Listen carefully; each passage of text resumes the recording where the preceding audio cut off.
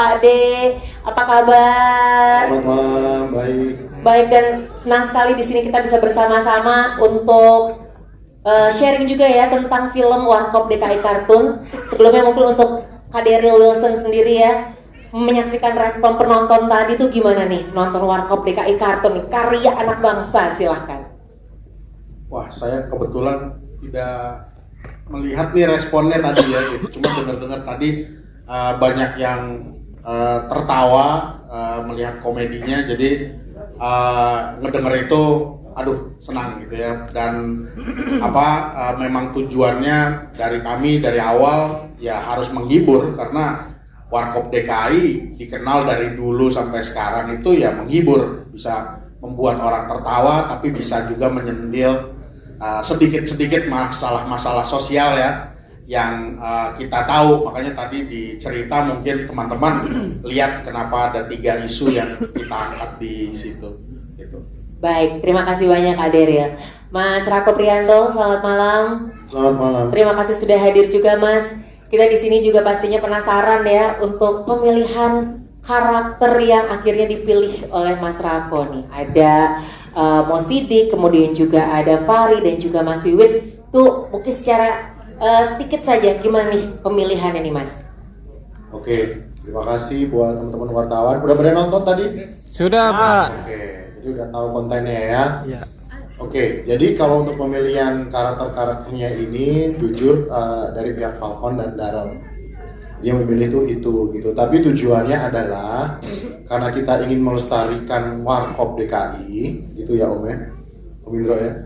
Jadi mumpung ini animasi, jadi kita cari yang memang suaranya itu secara karakter itu mirip dengan Warkop aslinya gitu, kayak Om Dono, Om Kasino, almarhum ya, dan Om Indro. Sebenarnya itu alasannya.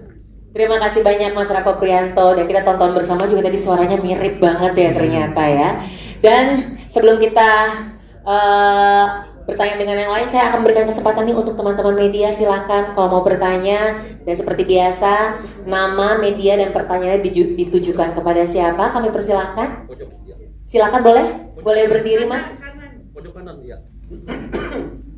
Baik. Nanti yang kedua ya Mas ya. Boleh silakan berdiri. Halo, selamat malam. Saya Adi Prawira dari Kompas.com. Mau tanya ke Pak Indro. Pak Indro, untuk di Warkop DKI Kartun ini, ada nggak sih ide-ide cerita atau komedi dari mendiang Dono atau Kasino yang akhirnya dimasukin ke sini? Dan yang kedua, pernah nyangka nggak sih akhirnya IP Warkop DKI ini bisa berkembang panjang sampai ke animasi, remake, dan bahkan mau difilmkan di Thailand? Terima kasih. Wow. Terima kasih banyak Pak Adi, silahkan. Ya, terima kasih. Ya, kalau adakah ide-ide cerita dari Mas Dono, Mas Kasino, bohong saya kalau bilang ada ya. Karena nggak kepikiran sih Mas Dono, bahkan setelah saya sendiri juga tadinya nggak kepikiran bakalan bikin animasi kayak gini. Tetapi gini, bahwa saya kepengen banget karakter Dono dan karakter Kasino nggak hilang.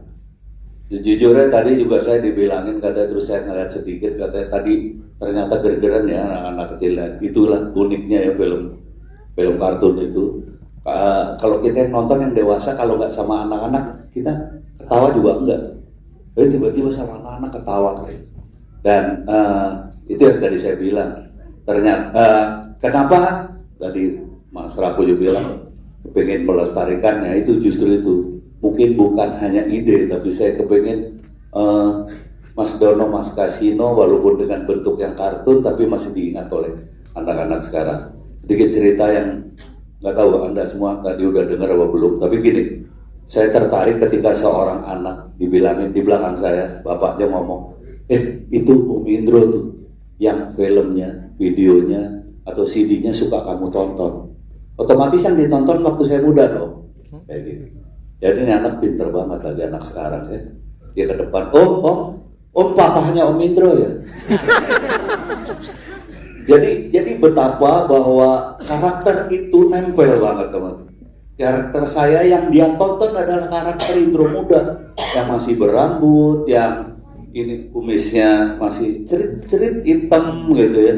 Tiba-tiba sekarang dia lihat nih botak, jenggot dan kumis putih tebal kayak gitu, nggak mungkin Indro. Nah, saya kepengen itu Indro muda, Dono Kasino muda, Dono muda yang di film itu, yang betapa anak kecil sekarang pun masih ingat, itu pengen diabadikan. Nah, sekarang saya kepengen lebih lagi memulai dengan dengan kartun ya, yang benar-benar untuk anak-anak kayak gitu. Tentunya ceritanya juga harus kita sortir benar-benar, jangan sampai ya, artinya jangan sampai ini cuma lucu buat anak gede ya. Target kita memang anak-anak sih, lebih kepada anak-anak. Warkop suka mengkritisi dulu lagu Indonesia zaman lagu anak-anak tuh yang dapat cuma kita doang, kami gitu. Karena anak sekarang nggak ada, semuanya lagu cinta-cintaan. Ada lagu anak-anak kayak Bukasur segala macam, Bukwat segala macam.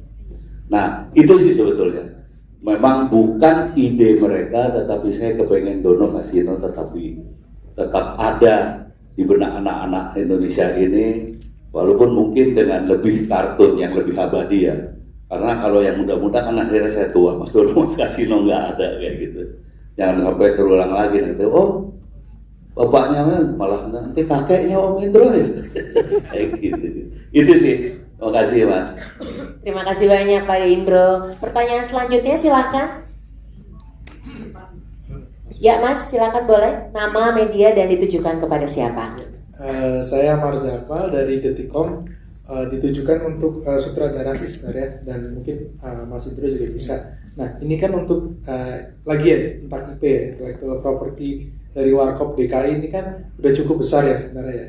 Nah, itu bisa diceritakan nggak sih potensinya, seberapa pede sih kalian ini akan Warkop DKI kartun? Dan kedua,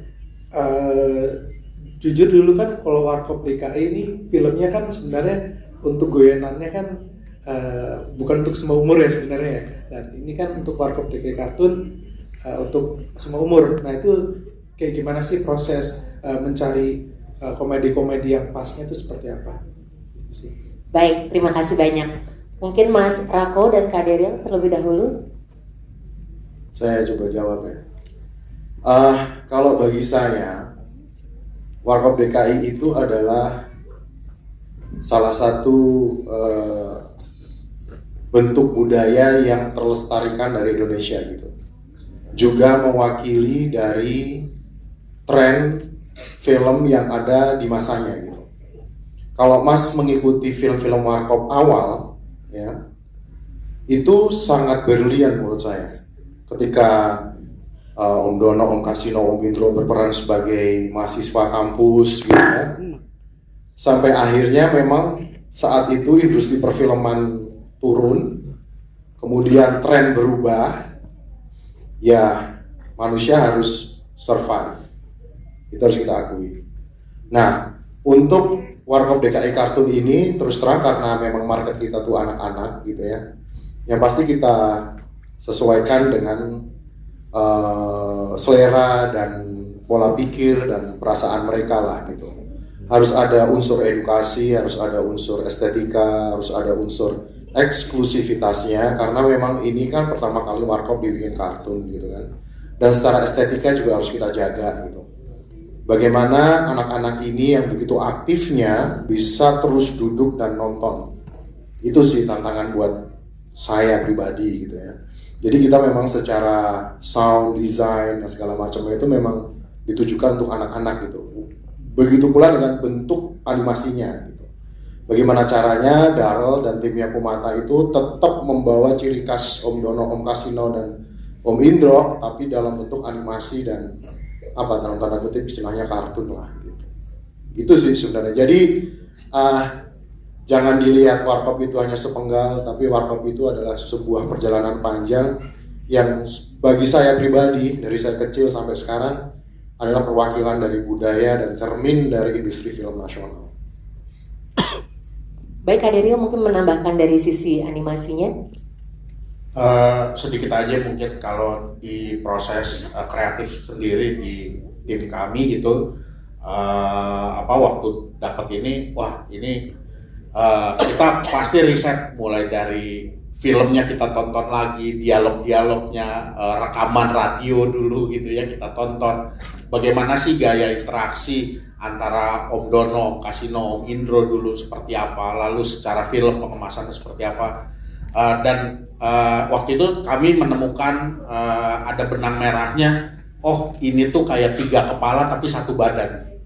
Jadi di naskah pun ketika kita kembangkan cerita ini, kita selalu kalau lihat tadi adegan mereka selalu bersama-sama ya, gitu ya, selalu bersama-sama, situasinya sama, tapi reaksinya berbeda-beda. Dan itulah proses kemunculan komedinya dari situ, gitu. Ketika kita ngegarap ide-ide yang sekali lagi karena animasi kita bisa memunculkan yang nggak masuk akal menjadi masuk akal, gitu di dunianya Warkop DKI kartun ini gitu.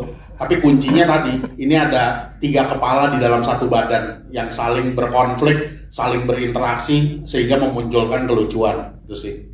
Baik, terima kasih. Mungkin Pak De Indro menanggapi dari pertanyaannya Pak De, dari awal menjadi Warkop DKI sampai sekarang di Warkop DKI kartun. Ya berbicara mengenai IP mungkin ya, memang sebetulnya sejujurnya Warkop itu berpikir sebetulnya udah jauh ke depan, walaupun nggak detail ya. Sebagai contoh kayak gini, Warkop itu mungkin kalau Anda tahu dulu mulainya bukan dari film ya, kami dari radio, panggung, dan jujur aja kami dikenal sebagai grup yang against pemerintah saat itu. Banyak sekali kritik sosial kami, bahkan kami sering sekali ditegur, bahkan kami sering sekali, itu ajudannya Pak Domo dulu, Pak Kokamtib selalu bilang, kebetulan baik sama kita, almarhum Jenderal Kaihatu. Itu kalau dulu masih apa ya, mungkin masih kecil lah, kapten mungkin. Nyong, panggil kami Nyong itu, Ambon kan. Nyong, Aleso ada di map kuning itu. Jadi kalian udah ada di map kuning. Map kuning itu artinya hati-hati loh. Mungkin kalau map merah mungkin itu yang pada hilang kali ya, yang pada hilang, yang pada meninggal kali dulu ya, saya nggak tahu juga. Tapi gini, saya bukan mau menceritakan itu, tapi bahwa kami itu harus berpikir kuat, bukan hanya ke depan tapi mengantisipasi apapun. Salah satunya mungkin artis yang bayar pajak pertama mungkin kami kali, secara sadar gitu, nggak diminta, nggak di ini. Sadar. Itu kan sebetulnya karena dulu ada senior kami Mas Krias Biantoro yang selalu bilang, kamu hati-hati, kamu lebih baik siap di semua bidang supaya kamu nggak bisa disalahin. Jadi kita bayar pajak. Salah satunya lagi adalah kesadaran kami untuk mempunyai hak kekayaan intelektual, haki. Nah itu kami udah mulai dulu punya. Memang sekarang kemudian dikenal yang punya anak-anak kami gitu. Tapi itu setelah Mas Dono meninggal baru saya hibahkan. Dengan proses yang lama juga ya, ada 4 tahun kalau nggak salah, 3 tahun gitu baru akhirnya bisa. Tapi gini, bahwasannya kami berpikir sih sebetulnya ke depan, walaupun belum detail gitu. Tetapi sesuai dengan perkembangan zaman, apalagi hak kekayaan intelektual kami dipegang anak-anak yang sekarang mindsetnya udah nggak kayak saya yang masih old school banget kayak gitu. Tentunya kami terus akan berusaha mempertahankan IP. Ketika bahasa saya sebagai aslinya Warkop gitu, saya pengen soul Warkop itu diteruskan oleh anak-anak kami, oleh siapapun yang kira-kira bisa kita sadarkan untuk bisa, karena gini, soul kami itu sebetulnya persaudaraan kami, soul kami itu sebetulnya keinginan kami untuk berguna bagi semua, termasuk salah satu kenapa kami mengkritik, karena kami mewakili rakyat yang pada saat itu terus terang zaman Orde Baru DPR mana berfungsi sih? Kan enggak kan gitu. Nah kami kepingin, ini loh gue bawa aspirasi rakyat kayak gitu. Makanya kalau Anda dengerin lagunya, ngobrol di warung kopi, nyentil sana dan sini, bukannya mau usir gitu ya. Nah itu semua kita pikirin. Cuma memang dengan seiring berjalannya waktu, kemudian dipegang anak-anak, yang disebut IP itu kemudian menjadi luas banget, itu terpikirkan oleh kita semua, termasuk salah satunya adalah bagaimana kita juga membuat. Jadi bukan hanya kartun, tapi kalau Anda benar-benar ingin ikutin Warkop, di beberapa film itu ada komiknya. ada komiknya, mungkin nggak kebayang aja gitu, dan lumayan laku banget gitu. Itu gitu. Jadi banyak hal yang sebetulnya kita lakukan yang tentunya kita kepengen soul warkop ada di tengah-tengah masyarakat. Seperti yang tadi kalau boleh saya tambahin dikit aja ya. Ini sorry kebanyakan ngomong jadinya. Sedikit aja saya tambahin bahwa tentunya kita juga kepengen menyesuaikannya dengan keadaan sekarang. Apalagi itu kartun, pasti banget untuk anak-anaknya, yang nggak mungkin lah kayaknya kita kasih jokes-jokes yang terlalu berat gitu ya. Bahkan terus terang kita melibatkan teman-teman animasi ini, mereka yang udah biasa banget membuat cerita itu juga, dan mereka yang udah tahu banget di mana titik lucu untuk anak-anak seperti kayak gitu. Kami selalu kalau nonton kita nggak ada yang ketawa, kita diam. Begitu ditonton sama anak-anak, saya kaget juga tuh, anak-anak ger-geran kayak gitu. Kayak cucu saya segala gitu bisa ketawa-ketawa kayak gitu. Pernah kami salah satu ya dulu sama Daryl gitu, kartun, waduh, gini maksudnya apa ya gini. Begitu tonton sama, maaf kita panggil anak-anak yatim gitu nonton, itu belum apa-apa ya, masih rough edit gitu, itu ger-gerannya minta ampun gitu. Itu bukti bahwa betapa mungkin bukan hanya film ya, tapi komedi itu bergerak banget. Kayaknya nggak mungkin, makanya suka ada bilang kan, jokes bapak-bapak gitu. Berarti kan ada zaman gitu, kayak gitu. Dan saya percaya betul bahwa komedi itu bergerak banget. Makanya juga saya kalau bolak-balik kalau disuruh jadi komedi konsultan, saya nggak mau, cari yang mudahan lah, yang masih tahu komedi zaman sekarang, ntar jatuhnya filmnya komedi bapak-bapak kayak gitu. Itu sih saya kepengen nambahin itu aja. Makasih Mas. Baik, terima kasih banyak pada Indro. Kita berikan tepuk tangan ya untuk pada Indro. Kami berikan kesempatan satu pertanyaan lagi, barangkali untuk teman-teman media, silahkan. Ya, silahkan.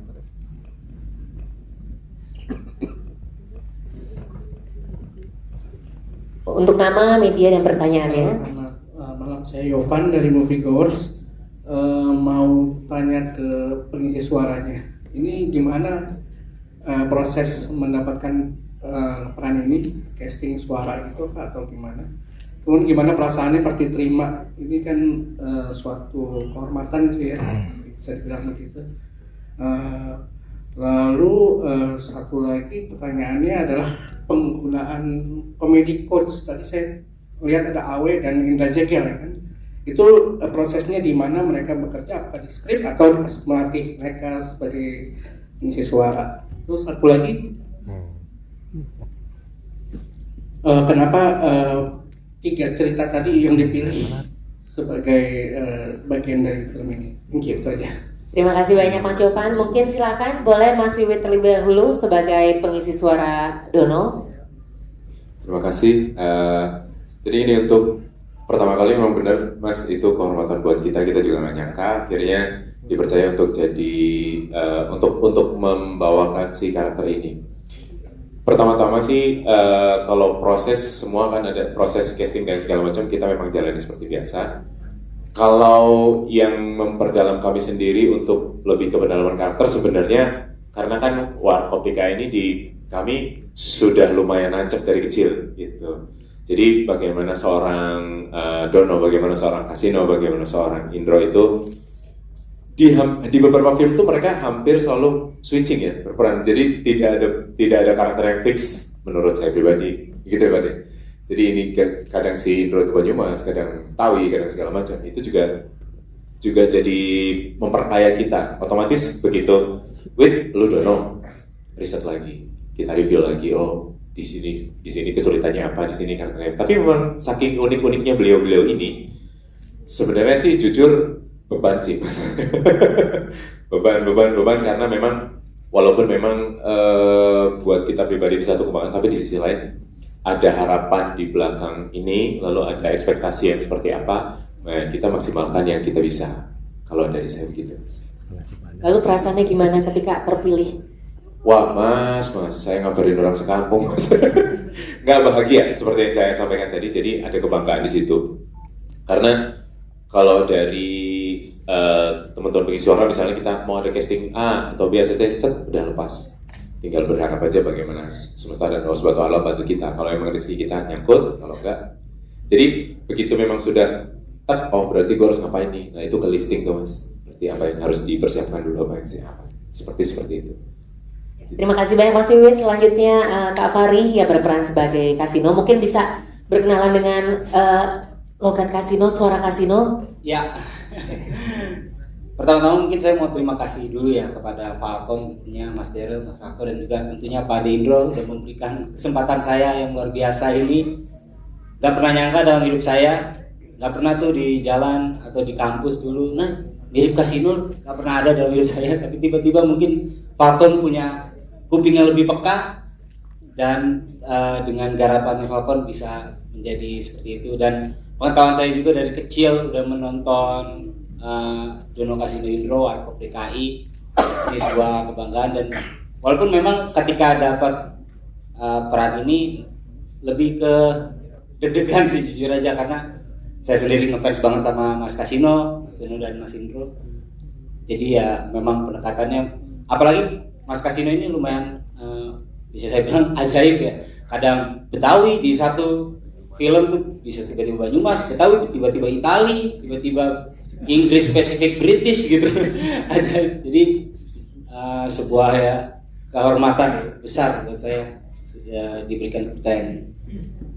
Boleh mungkin logatnya Mas Kasino, logat Banyumas, British atau mana? Setuju ya teman-teman ya? Tertawalah sebelum tertawa itu dilarang pokoknya ya.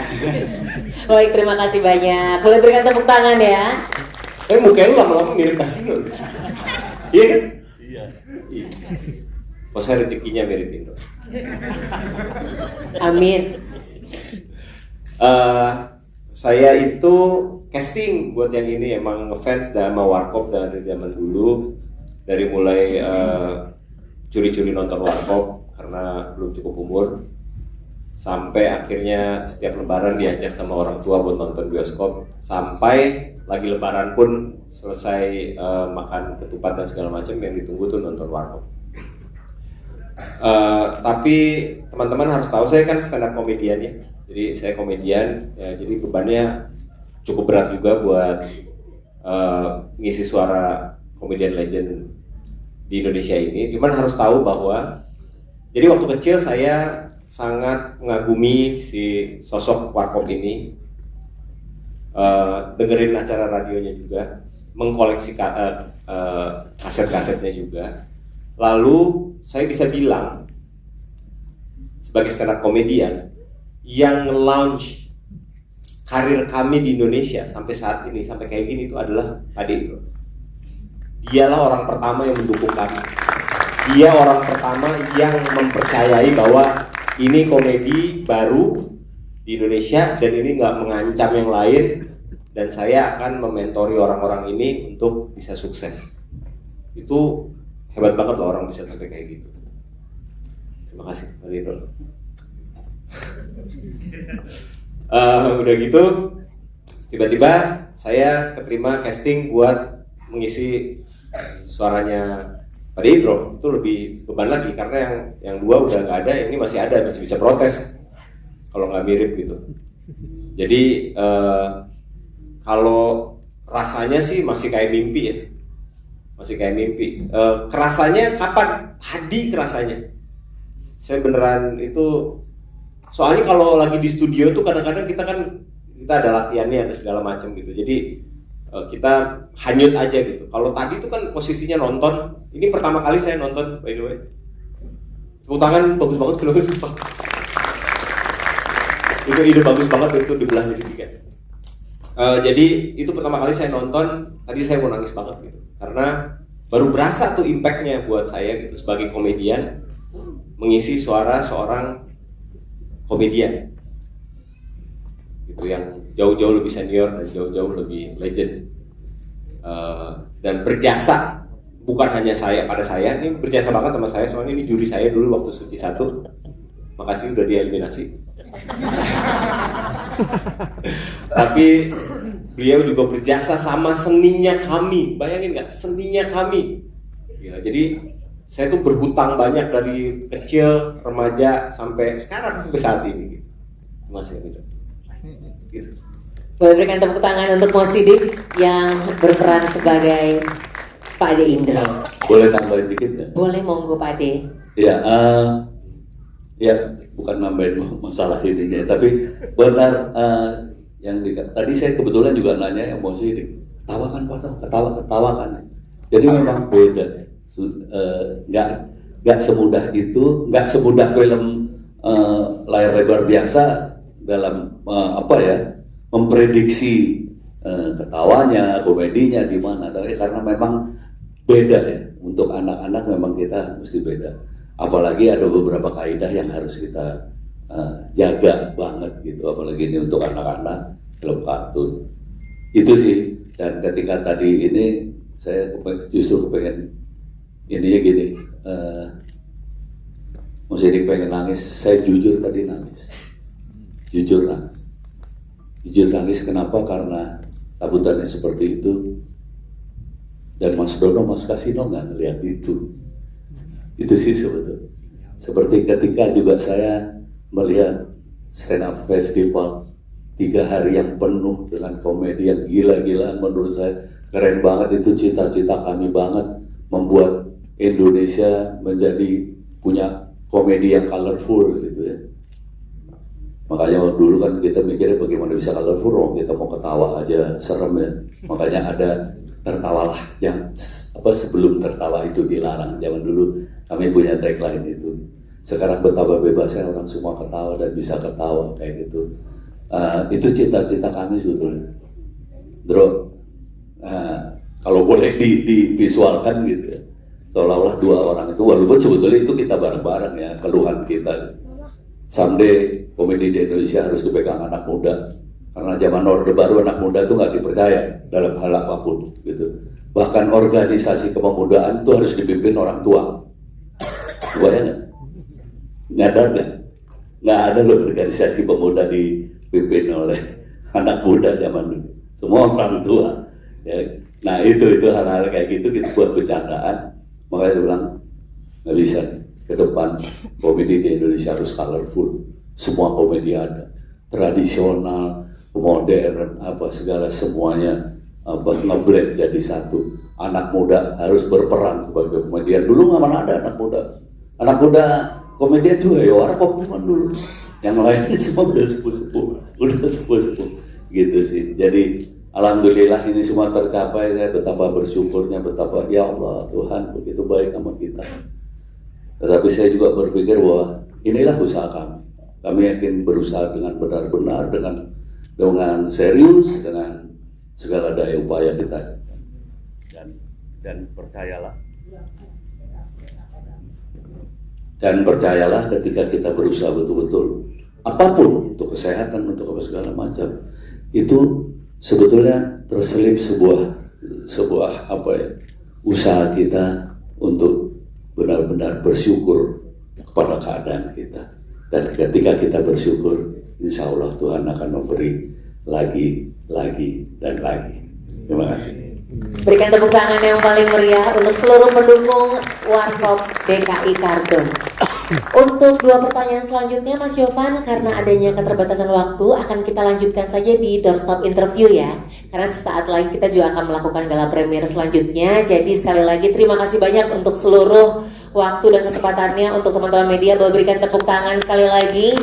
Dan kita berikan sesi foto bersama terlebih dahulu untuk para pendukung.